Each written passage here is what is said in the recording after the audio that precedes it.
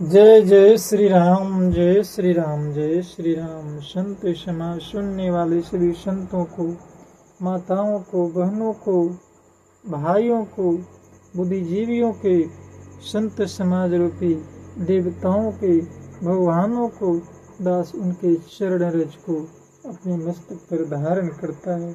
दसों नख जोड़कर उनके चरणों में प्रणाम करता है। प्रभु राम सब पर कृपा करे, सब पर कृपा बरसाए। राम की कथा, राम नाम सत्य है, राम नाम सत्य है। वो सत्य को जान जाए, वो सत्य को जान जाए। जय जय श्री राम। तो आए श्री रामचरितमानस के साथ फिर से जुड़ जाए। दूसरे दोहा में स्वामी जी ने लिखा, सुनी सो मुझे ही जन मुदित मन, मन जहि अति अनुराग, लहि चारि फल अछत तनु, साधु समाज परियाग। दासनी स्वामी जी के माध्यम से, मानस के माध्यम से संतों की वंदना पहले किया। जो मनुष्य इस संत समाज रूपी तीर्थराज का प्रभाव प्रसन्न मन से सुनते और समझते हैं और फिर अत्यंत प्रेम पूर्वक इसमें गोते लगाते हैं, इस शरीर के रहते ही धर्म, अर्थ, काम और मोक्ष, लहि चारि फल अछत तनु, साधु समाज परियाग पा जाते हैं। धर्म, अर्थ, काम और मोक्ष। तो धर्म, अर्थ, काम और मोक्ष पाने के बाद इस तीर्थराज में स्नान का फल तत्काल ऐसा देखने में आता है कि कौवे कोयल बन जाते हैं। रंग तो एक ही, लेकिन बोली एक मधुर टपकाता है, एक कर्कश की आवाज, और बबली हंस बने, कलर एक ही है। यह सुनकर कोई आश्चर्य न करे, क्योंकि सत्संगति की महिमा छिपी नहीं। प्रमाण स्वामी जी ने दिया, मंजन फल पेखिए तत्काला, काके कोही पीके बकऊ मराला। दस तो कौवे की तरह कौन सा सुंदर है ये हड्डी और कंकाल, लेकिन दस कोशिश कर रहा है। राम की कथा, चाहे स्वार्थ जो हो, स्वांत सुख है। दस हाथ जोड़कर विनती करता है, सुनी आचर्य करे जे निकोई। आश्चर्य तो लोग करेंगे ही कि ये कथा कहने वाला कथावाचक बनना चाहता है, या बना हुआ है, या बिगड़ा हुआ है, पागल है, अधपागल है, ये है वो है। जो भी हो, सत्य संगति महिमा नहीं गोई। सत्संगति की महिमा छिपी नहीं।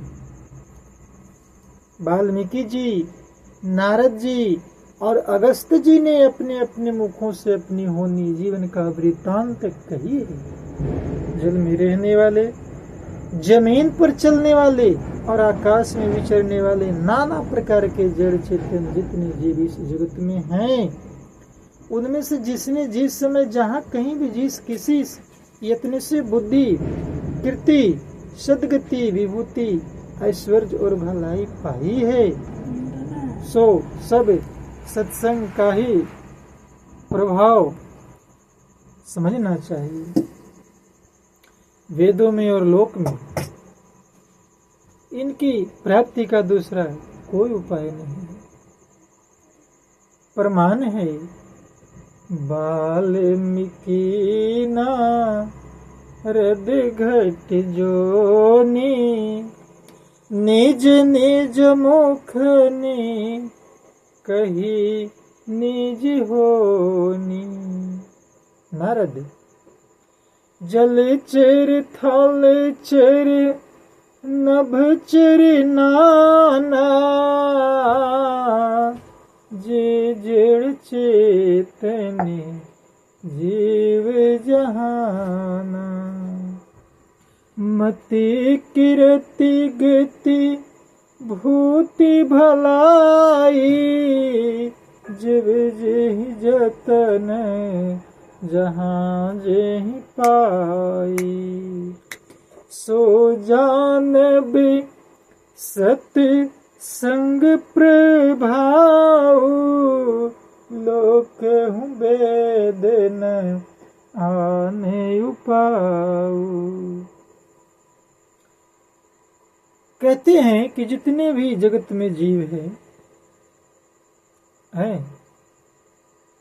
जल में रहने वाले, जमीन पर चलने वाले और आकाश में विचरण करने वाले नाना प्रकार के जड़ चेतन जीव इस जगत में जो विद्यमान है, उनमें से जिसने जिस समय जहाँ कहीं भी जिस किसी यत्न से बुद्धि कृति सदगति विभूति ऐश्वर्य भलाई यदि पाई है, तो सब सत्संग का ही प्रभाव है।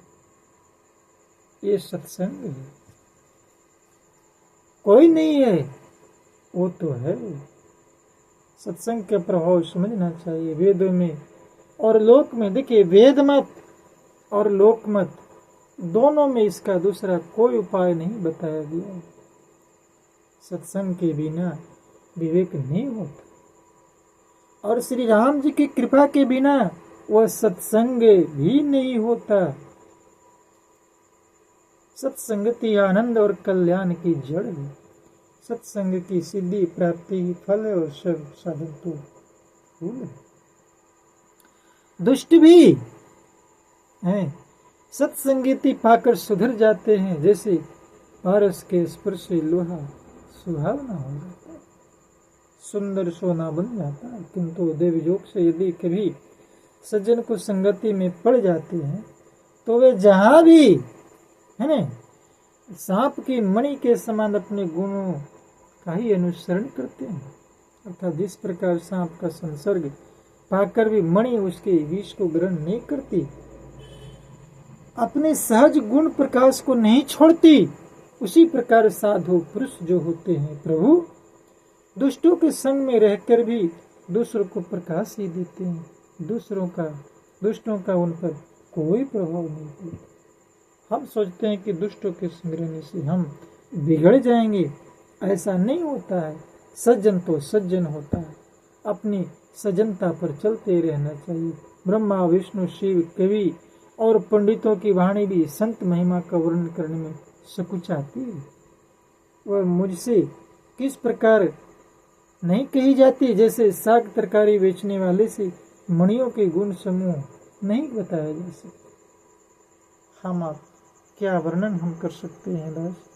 प्रमाण दिया है स्वामी जी ने मानस में, बिनु सत्संग विवेक न होई, बिनु सत्संग विवेक न होई, राम कृपा बिनु सुलभ न सोई।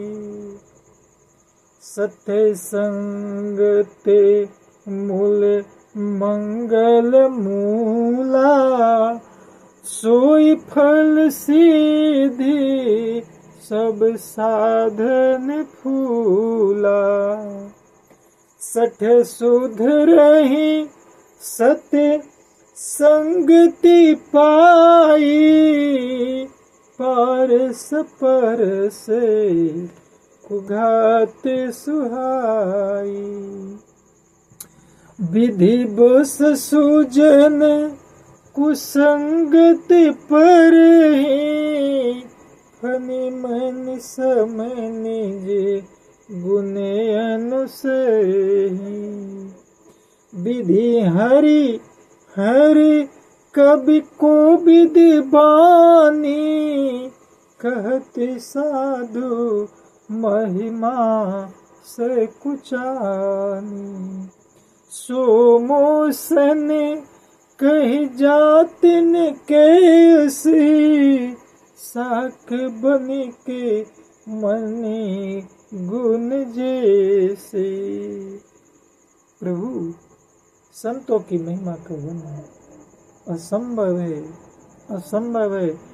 और वो संत सत्संगति राम की कृपा के बिना, राम कृपा बिनु सुलभ न सोई, बिनु सतसंग विवेक न होई। सतसंगत मूल मंगल मूला, सोई फल से दे सब साधन फूला। तो स्वामी जी सत्य वचनों की महिमा, सत्संग की महिमा, श्री राम की महिमा के बिना कुछ भी प्राप्त नहीं हो, ये प्रमाण दिया है। और तीसरे दोहे के पहला भाग में स्वामी जी ने लिखा, बंदो संत समान चित, हित अनिहित नहीं कोई,